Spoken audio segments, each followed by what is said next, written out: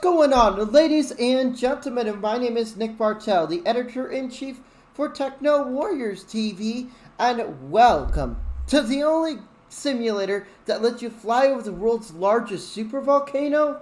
It's Microsoft Flight Simulator 2020. I'm Nick Bartel, the editor-in-chief for Techno Warriors TV, and we have such a special guest for you today. Oh my god. We are collaborating with the YouTube channel Geology Hub. They're very popular in the volcanology geology department. Some of their videos, they talk about Yellowstone, they talk about various supervolcanoes, and talk about various other things around that has to do with meteor, asteroids impacting, tsunamis. Geologic oddities too. Say again? Geologic oddities too, such as the vast white sand dunes in White Sands National Park, or in Iran, there are salt glaciers, aka glaciers made of salt that actually move every year. Those are just some of the geologic oddities I cover. Yes! So, ladies and gentlemen, it is my pleasure to introduce to you in this cockpit in the Cirrus Vision Jet 2, an awesome aircraft. You can get it from the you can get it from the Flight Simulator Marketplace. Just search Cirrus Vision Jet. Gorgeous, gorgeous airplane. I love it. Awesome guys to X-Flight who designed this airplane. Amazing, amazing airplane. Ladies and gentlemen, it is my pleasure to introduce to you Geology Hub, the Volcano Man. Hello, everybody. Tell us about what you do. So, currently, I am a geologist that, oddly enough, started out in ore exploration / mining / just finding ore deposits in my free time for fun. But I graduated right as the COVID-19 pandemic hit. So no one was hiring. I got a few part-time jobs, but I kept looking around. So in the meantime, I had started a small business called Prospecting Arizona, and that was just selling jewelry from rocks I find on mining claims I staked. It did okay, but it wasn't enough to simply live off of. So I started making videos about gemstones. Didn't do too well. So I tried other topics like fossils or just what ancient Earth might have been like. And by the way, my videos back then were much lower quality, not even close to the same quality they are now. And those did a little bit better. And then I tried making a video about Sunset Crater, a little-known volcano in the state of Arizona. And whereas the previous videos got 20, that suddenly got 350. And from there, I just started making volcano videos, and my channel took off to the point I'm consistently getting tens of thousands of views on every video. And people respect me in the role of volcanology because I give good analysis and do not have absurd clickbait like Yellowstone going to erupt today, which is not true because Yellowstone... we're all gonna die! Yeah, or how about this one? Hey... Hello guys, how are you doing today? How's everyone doing today this March? It's February 9th, 2023, and here's what we have here on Yellowstone today. As you can see, it's very dirty here at Old Faithful. Oh no, there's a line of melt. Well, thank you guys so much for watching. God bless you. Bye. Do you know who that is? Oh my gosh. You have mentioned the name before, but I forget who it is. I try to avoid those types, I really do. Yes, Mary Girly News, #get exposed, because she loves to convince people that Yellowstone is going to explode, caldera collapse. But here's the thing. If Yellowstone was to explode every day, week, or month like they proclaimed it would, hint it won't, we wouldn't have any volcano. But yet, it's there, and it's not exploding, and it's incapable of exploding or even erupting right now. Yes, because the magma chamber is too...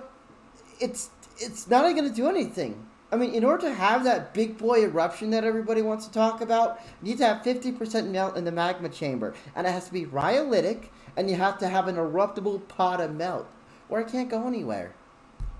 Now, this is correct.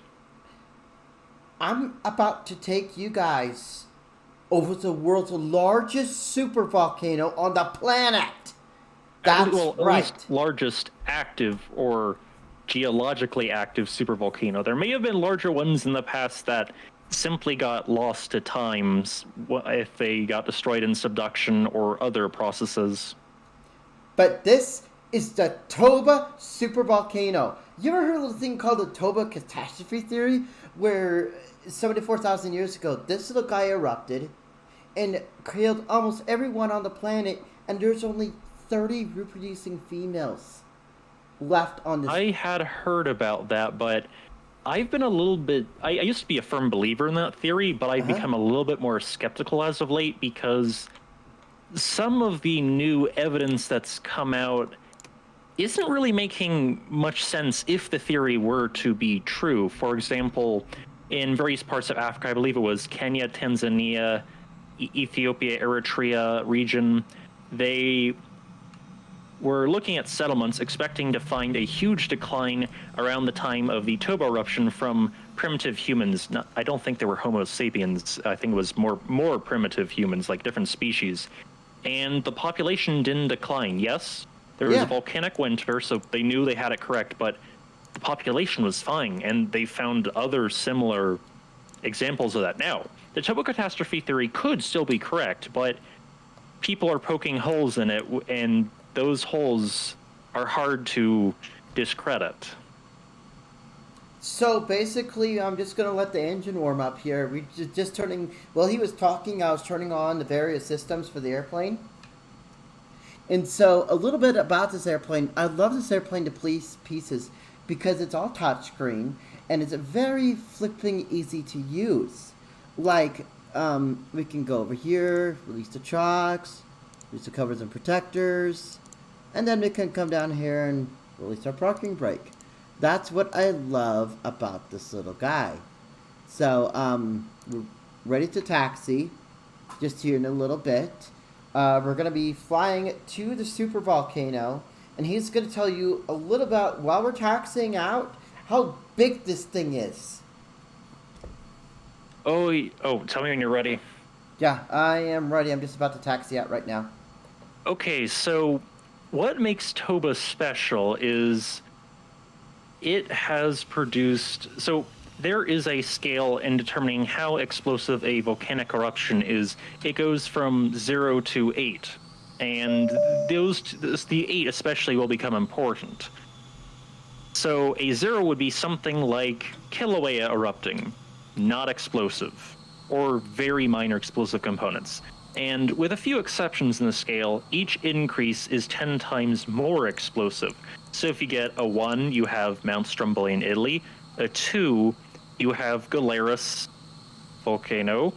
3, you have what it looked like during Lassen Peak's last eruption in 1915, 1917-ish. 4, you have the Lost to Frey eruption in 2021. 5, Mount St. Helens, so each increase in number is 10 times larger, so 2 orders of magnitude is 100 times larger. A 6 would be Mount Pinatubo, 7 would be Mount Tambora, and 8 would be the last major explosive and caldera-forming eruption of the Yellowstone volcano 640,000 years ago. What makes Toba super special is there's a potential chance it broke this scale, and that its last caldera-forming eruption was not simply a VEI 8, like it's been written off as, but it might have been a VEI 9, as new studies keep finding more and more and more tephra deposits, and the existing models, which had lower figures, cannot make up for the amount of subsidence the volcano had. So, ladies and gentlemen, the DRE basically suggested that Mike Pullen, a big shout out to you from the USGS. He's the scientist in charge at the Yellowstone Volcano Observatory. He actually said that the Toba caldera ejected 53 to 5,400 cubic kilometers of material, and then you hear in documentaries it ejected around 2,800 cubic kilometers of material.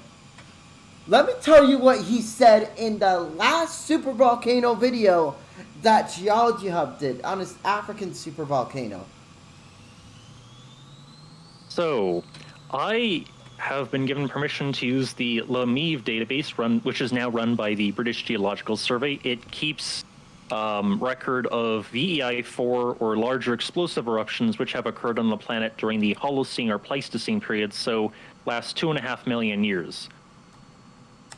They found, at least from their sources, that Toba's last major eruption, the younger Toba tuff, approximately 75,000 years ago, produced a dense rock equivalent of 5,300 cubic kilometers and a bulk tephra volume of 13,200 cubic kilometers. What? Which would make it the largest known volcanic eruption to ever occur. Now, does that mean it was the largest to ever occur in the history of the Earth? Probably not. It just means we have better records of more recent eruptions than very old ones, such as during the mid-tertiary ignimbrite flare-up. So basically, right now, this puppy's the largest supervolcano active one. And just be warned, if this, we're taking off right now. Yep, I hear it.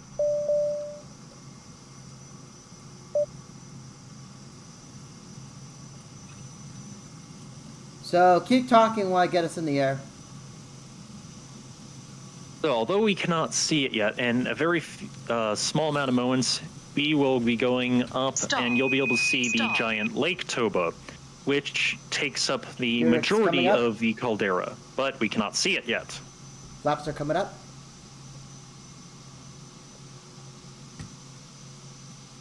And some things that people get wrong about supervolcanoes is they often think, oh, it just has one big eruption, and then it's quiet for several 100,000 to, on occasion, millions of years, and nothing else happens. That could be further from the truth, as in between that time, there's resurgent doming activity, there is smaller eruptions, and sometimes supervolcanoes can have linked stratovolcanoes with very, very deep magma reservoirs, sort of like the deep magma reservoir connection the Indian Heaven and Mount St. Helens volcanoes have. For instance, there's some debate, it's not proven yet, that Mount Cinnabon, which is far on the northwest side of the caldera beyond it, might be linked to the Toba supervolcano, and it's been erupting pretty frequently during the last decade and a half. So does that mean Toba's gonna blow up again? Well, it doesn't really have any... It being connected to Toba doesn't really help us predict what Cinnabon is going to do. It's an interesting possibility that wouldn't be all that surprising if it was to be true. It wouldn't help us to predict it, sadly. Okay, we're just about to fly over the caldera right now. We are over the lake. We are just over the rim of the caldera. So we're just about to, you should be able to see over the clouds right now. Yep, I see it. Okay, so yeah, go ahead and take over. So what we are looking, so remind me, we're in the southwest. Yep. So if you can see the Lake Toba, we are currently flying around the southwestern edge. You can see that there seems to be an apparent large ridge on the left side of the screen. That is the caldera rim, and it really is a true rim because you can just see it's almost as if a large section of ground in the center, which has the lake, completely collapsed downwards by several hundred, perhaps several thousand feet, and that's exactly what occurred because that's what a caldera is. As you can see, the caldera outline couldn't be more obvious. So this is a VER map? Yes, the VER map can even show the resurgent dome in the center. That is where, after magma slowly refills the chamber, it pushes material upwards, creating a dome-like structure. The central island is that resurgent dome, and it, along with the edges of the caldera, occasionally, not during the Holocene period, are the site of rhyolitic lava dome forming eruptions. And throughout this flight, we will occasionally be flying near or adjacent to those lava dome features. And ladies and gentlemen, if you actually look right now, once I get below these clouds, we will be over the Resurgent Dome, and he's going to tell you a little bit about it. Okay, I'm going to try to get below these clouds so you can get a better view of the Resurgent Dome. It sounds good to me. So tell me what you think, guys. This is Microsoft Flight Simulator 2020. We are running this on an RTX 2070, a Ryzen 5800X with 32 gigs of memory. I'm using, the throttle is a Thrustmaster T1600 HOTAS throttle, and I have the Turtle Beach Velocity 1 flight stick for my stick. And they are absolutely phenomenal together. Okay, go and take over. Okay, so we are now flying over the southernmost portion of the Resurgent Dome. So, contrary to what some people believe, this island itself is not completely volcanic in origin. That is, it did not form simply through thick ash layers or lava flows, but rather is simply a large patch of ground which was uplifted and pushed upwards. And there are some lava domes, for instance, on its eastern edge. There's a few small towns and communities there, and we will most likely be flying over theirs, and I can give you more details.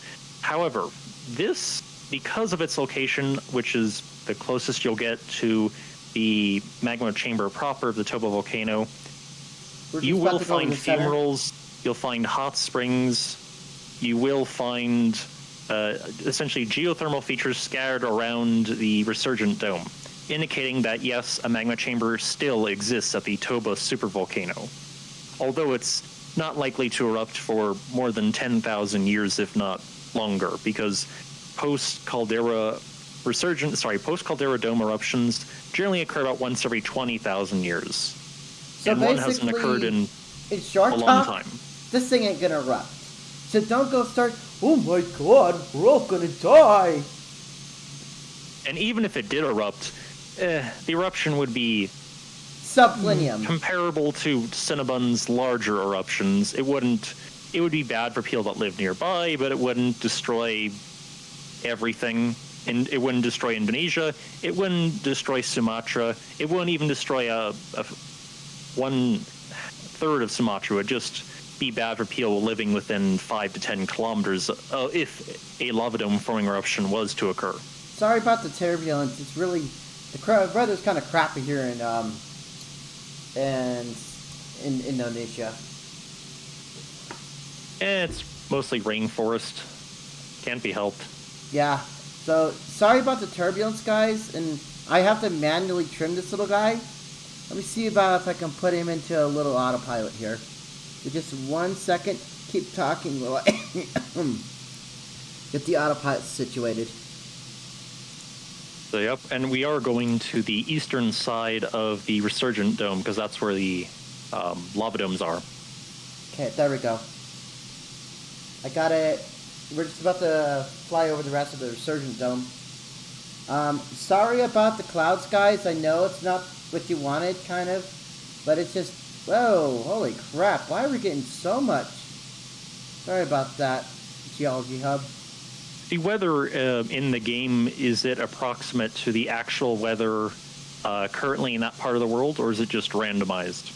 This is what it's like in the daytime right now, because now it's nighttime, and it'd be really boring if we flew over the caldera at nighttime. Yeah, at nighttime, I can presume that. So, I'm going to go and make a left-hand heading. That way we should be able to see. We're actually over the Resurgent. We're just about to pass over the Resurgent Dome. And we're going to be going to the other side of the caldera. We're going to be going one side to the other side. So as you can see right there on the screen, we took off from that little airport, the WIMN. And now we're going to be over the other side. Look how big this caldera is, guys. It is absolutely huge. Massive! This thing... Remind your audience what speed the aircraft is going at, so if they want to, in the comments below, calculate how large this caldera is, because I'm going to tell them anyways, but... We're currently cruising around 258 knots right now. Yes, and we've been flying for quite a long time, so you can put that together the actual figure on how large a caldera is approximately, at least from its longest point, about 100 kilometers. It is absolutely huge. For comparison, if you've ever gone to Crater Lake in the state of Oregon, that's about 8, maybe 9 kilometers in sections of it. So imagine a little bit more than 12 of those end to end, but it's also much wider and in parts of it deeper. Oh yeah. And just remember, this guy had pyroclastic flows up to 500 kilometers. It was definitely absurd. Yes. The Do you know eruption how- rate it produced was, I could best describe it as unbelievable. You would not want to be on Sumatra when its last caldera-forming eruption occurred. You really would not want to be. Theoretically, you could survive, but I wouldn't recommend it if you were to be alive 74,000 years ago. Alright, we're going to start making a turn, and we're going to be turning around the caldera. So, ladies and gentlemen, this is kind of, okay, tell them about this. You're going to get a good view of the wall over there. Do you know what that is right there? You see that pink stuff on the wall right there? That is called welded tuff. So, this kind of shows you how powerful this puppy is. To tell you more about welded tuff, here's geologyhub. So, tuff versus welded tuff, which we simply refer to welded tuff as ignimbrite, only forms in the most explosive of volcanic eruptions, whereas normal tuff can just be compacted ash. It can occasionally include pyroclastic flow materials. Welded tuff is generally in a much thicker unit, and it gets heated to such an extreme that it, like the name implies, gets welded. And the reason for the colorfulness, well, it's not black or gray of the deposit, is because it had a rhyolitic composition. And if you want to know what type of lava rock you're looking at, the darker it is, the more basaltic. If it's gray, it's andesite, and if it's more bright color, relatively speaking, it is probably rhyolite, which is exactly what this volcano is. 75% silica. That is the most explosive type you can get. This is correct. And Yellowstone's first caldera-forming eruption was 2.1 million years ago and managed only a dense rock equivalent of 2,500 cubic kilometers. This thing ain't got. This thing makes Yellowstone look like your little kid's volcano you make in middle school. Yeah, it's almost like the video I covered where there was a VEI-7 caldera next to a VEI-8. Except for both are VEI-8, it's just, instead it's VEI-8 versus VEI-9. This thing's a VEI-9! It broke the volcano scale, people! Yeah, we may have to modify the scale, which won't be too difficult, but if this gains more support, yes, the scale will be changed and another number will be added, a VEI-9, which has only happened once, if this is proven. So we're just about to, just tell them how big this caldera is. I've turned the plane around, and we're not even to the halfway the point of the volcano. Yes, the caldera is absolutely insane. So it's 100 kilometers long and approximately 30 kilometers wide. And yes, when we say caldera, we're not just simply referring to one caldera here. This 100 by 30 figure simply means Toba's last major caldera-forming eruption. Yet the volcano has had 4 caldera-forming eruptions. This is simply the largest of the bunch. And so, wasn't it actually bigger? 100 kilometers by 60 kilometers? Let's see. I think so. It's just this is 100 kilometers make it really narrow. Yes. Well, relatively. Right now, yeah, it's 100 kilometers by 60 kilometers, it looks like. Let me straighten this out here a little bit. And how you enjoying the flight? What do you think of it so far? Pretty good. Glad the turbulence went away. You like the plane, though? It's like the Tesla of airplanes. Can you still hear me? And if we keep going in a straight line, in fact, it might even be visible right now. Can you turn to the right? Yeah. There's a lava dome feature that you will be able to see, assuming it's not obscured by cloud cover on the right-hand side. All right, let me move to the other seat, and then you might be able to get a better view. Yep, that's the lava dome on the right-hand side. It connects via an isthmus to the resurgent dome.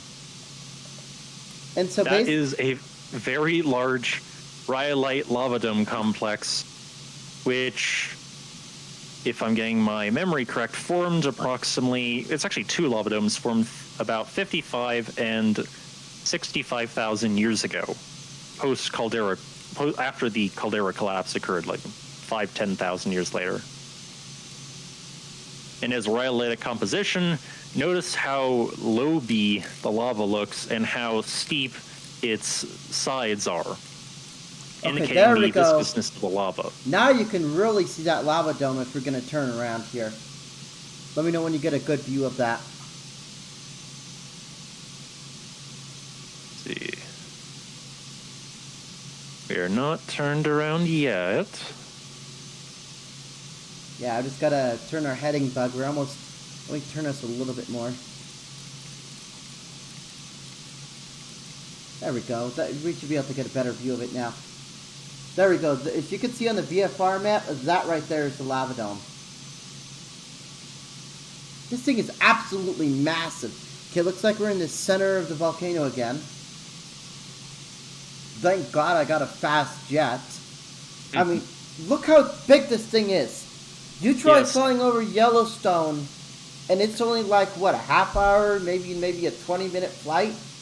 Probably, and the lava dome itself is approximately a little bit more than 7 kilometers in length, so approximately 4 miles. And on its own, if Toba supervolcano didn't exist and it was simply that lava dome, it would be considered a fairly large volcano in of itself. Because although you may not be able to see it, that has a summit which is approximately 4,000 feet higher than the surrounding landscape. All right, can you see the screen right now? You should be able to see the lava dome right there. Yep, I can see it. That's a good view of it, too. It is. And so, ladies and gentlemen, we're just about to cross over the side of this, and we're almost to the... And how long have we been flying for? Oh, I don't know. Can you... I'm trying to get this straightened out so you guys can just see how big this thing is. And then, let's see, we're going to be landing at that airport right here once we're finished. So, tell us a little about some of the other, like, you know, features of the Toba caldera and, like some of the, you know, tabloids everybody thinks about this little guy. So, first, the Toba, at least the latest and largest caldera, is defined by 2 faults. There's a west marginal fault zone and an east marginal fault zone, but the recent, geologically speaking, lava dome forming eruptions have occurred on the west marginal fault zone, which is, you can sort of see it slicing on the southwest part of the caldera from northwest to southeast. And you can imagine 2 lines, and that's where the many lava dome forming eruptions have occurred, simply because it's a path of least resistance. As for tabloids, they honestly don't go after Toba enough, but I think that's a good thing, because I don't want people incorrectly scared emailing me by the hundreds that, oh, Toba's going to explode, why are the geologists hiding something? Big geology, or some such nonsense. But Toba is still a fun volcano, and yes, there's still magma beneath it. Yes, it probably has several hundred cubic kilometers of magma beneath it. That's not a cause for concern.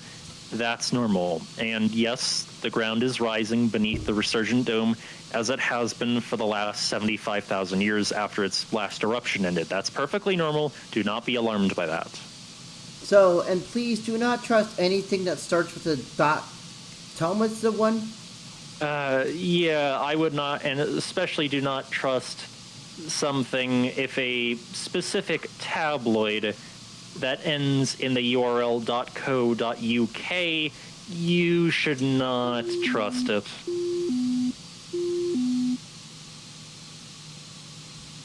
Oh, that didn't sound good.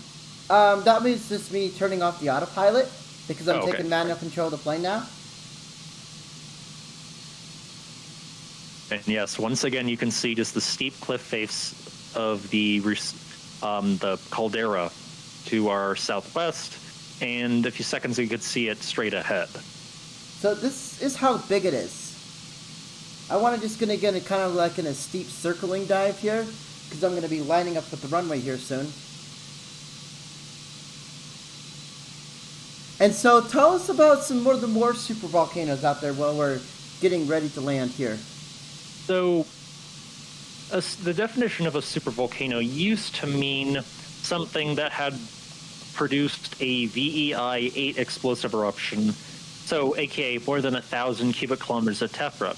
But over time, the definition has seemingly changed unofficially to now mean any volcano which has produced an eruption of that size or theoretically could produce an eruption that size. That's why you have large VEI 7 eruption volcanoes such as the Ira caldera in Japan, Mount Aso in Japan, Campi Flegrei in Italy, Valles caldera in New Mexico, and the Lon Valley caldera in California are classified as supervolcanoes, even if they didn't certifiably produce more than 1,000 cubic kilometers of tephra in a single eruption.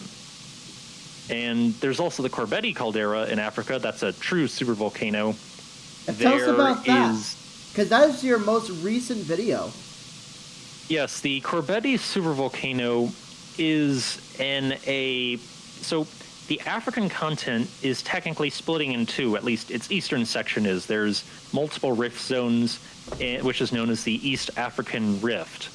And due to the nature of that rift and just what's going on underneath it, a lot of rhyolitic volcanism occurs.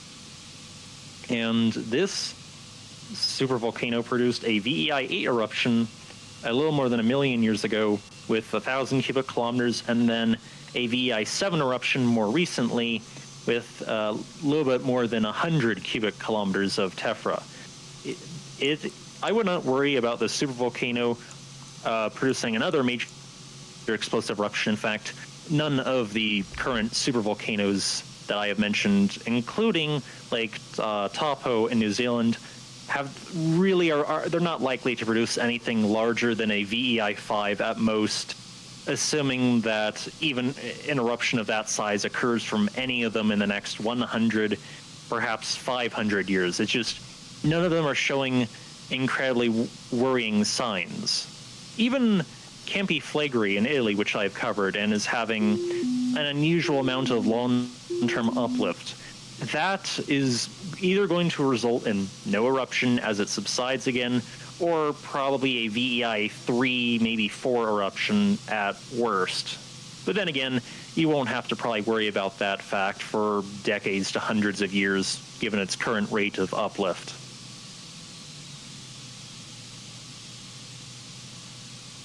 Supervolcanoes are fairly rare, and although the definition for an active volcano is generally anything that's erupted in the Holocene, another bit of the active definition is, does it have an active magma chamber? And active geothermal features often prove that that's the case. Or just checking earthquake signals, seeing where they change speed, and then knowing that that's a magma chamber. So many quote-unquote active supervolcanoes have not erupted during the Holocene. In fact, some haven't erupted for 50,000 or more years. Yeah, they're considered as active because we know they have a magma chamber due to them feeding geothermal features and the way earthquakes pass through the region beneath several of the volcanoes. Okay, keep talking here while I'm just getting ready to land. We have to go around. But yes, I would not worry about all the clickbait sites just claiming, oh, this is going to end the world. Let's just hypothetically suppose some volcano did produce a VEI 8 eruption. Everyone's wrong. The conspiracy theorists are somehow right. It wouldn't end the world. Yes, it would. It would Be cause a volcanic cataclysmic winter. and- It would cause problems, but it wouldn't end the planet. The human race has gone through more than. Well, they've gone through at least 3 such events, Homo sapiens, and they weren't wiped out. They weren't. We're still here, so humanity would survive. It wouldn't end civilization. It would just be a stronger. If you weren't on the within 500 kilometers of such a major VEIH eruption occurring, the main effects would be the volcanic winter and just imagine bad supply chains. Like imagine the bad supply chains from COVID-19 pandemic, multiply that by about 10, and that's what it would cause. It would cause lots of problems, but no, it wouldn't end humanity. Alright, go ahead.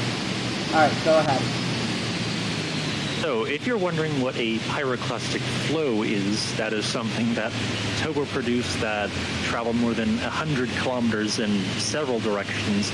A pyroclastic flow is a superheated current of ash, hot gas, and lava fragments that can move on occasion at speeds exceeding 300 or 400 kilometers per hour, so more than 200 miles per hour in some circumstances. Yeah, and as they advance across the landscape, they destroy all plants, they burn it, and all animals and humans that are in the path as well.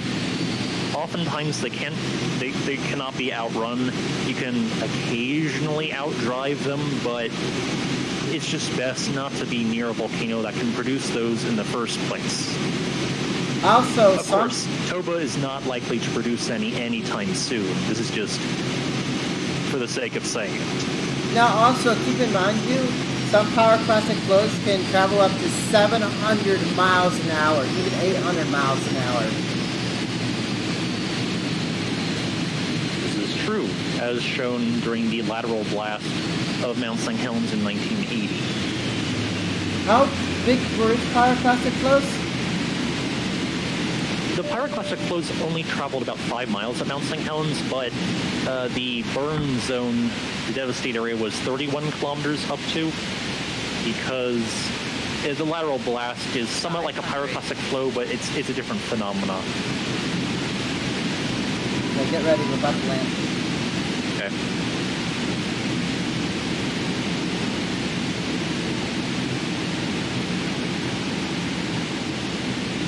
Not only is it windy here, it's also windy outside where I am at the present.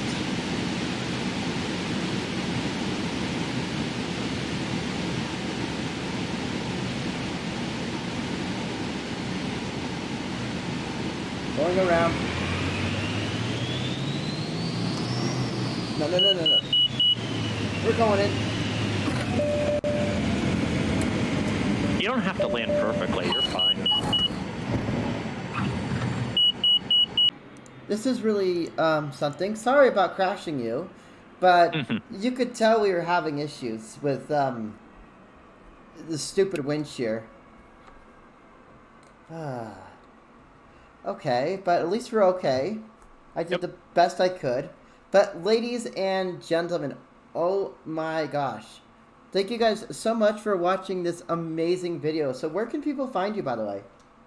People can find me, Geology Hub, at youtube.com/geologyhub, one word. So youtube.com/geologhyhub. And I upload daily, except for in rare circumstances, I can sometimes upload twice a day if something very eventful and important occurs somewhere in the world. So, I do want to let everybody know that we are doing a Fortnite Battle Pass giveaway, and I'm sorry about the horrible landing, the emergency landing here. My airplane has been naughty to me today, and it will not behave, and I can't get this door open for an emergency, exit. Everybody can check him out. And I want to thank you so much for collaborating with us on this video today. I'm super sorry about that horrible emergency landing, though. But at least we're okay. Yep. X-Flight, you need to do a little bit of work on this aircraft, because there's some nice little bugs in there. Work on that. So, Thank you guys so much for watching this Let's Play special Let's Play video of Techno Warriors TV Plays Microsoft Flight Simulator 2020. Flying over the Toba caldera. This was we did another version of this video, and it was just me talking about it. But it was a long time ago. So, but other than that, thank you guys so much for watching the video. If you like this video, you know what to do. Hit the like button if you like this video. If you hit the dislike button, you did not like this video. If you adored it, all you have to do is strangle that subscribe button, slap it in the face, and pow, right in the kisser.